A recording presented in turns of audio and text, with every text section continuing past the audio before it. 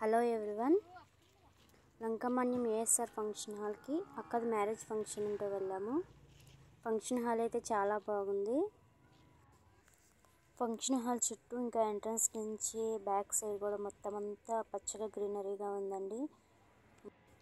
చాలా సింపుల్గా ఎలాంటి హడావిడి లేకుండా ఫంక్షన్ హాల్ అయితే చాలా బాగుందండి. చాలా క్లీన్గా కూడా ఉంది. ఇదైతే భోజనాలు కదండి, బెల్లలు అవన్నీ వాళ్ళే ఇస్తారు.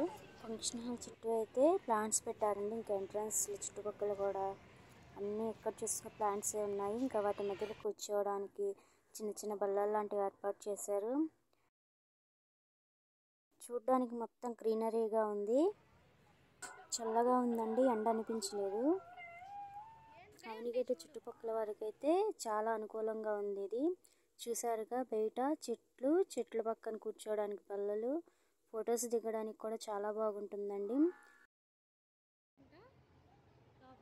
ఇంకా లోపలికి వెళ్ళి చూసేసరికి సింపుల్గా డెకరేషన్ చేశారు. చైర్స్ అవన్నీ ఫంక్షన్ హాల్ వాళ్ళే ప్రొవైడ్ చేస్తారండి. చూడండి, ఏసీలు, కూలర్లు, ఫ్యాన్స్ అన్నీ అవైలబుల్గా ఉన్నాయండి. చూసారా ఎలా ఉందో? లోపల కూడా చైర్స్ పక్కన చిన్న చిన్న ఇండోర్ ప్లాంట్స్ లాంటివి పెట్టారండి.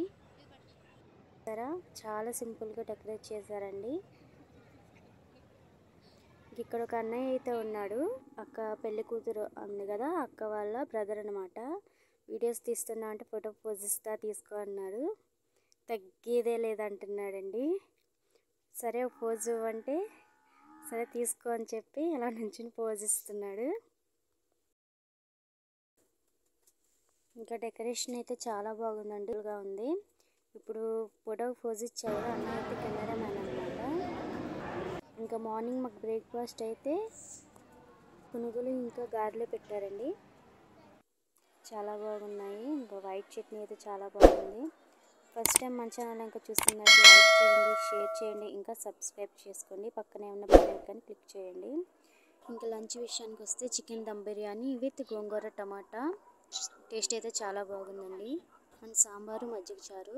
డే మొత్తం అయితే చాలా బాగా గడిచింది.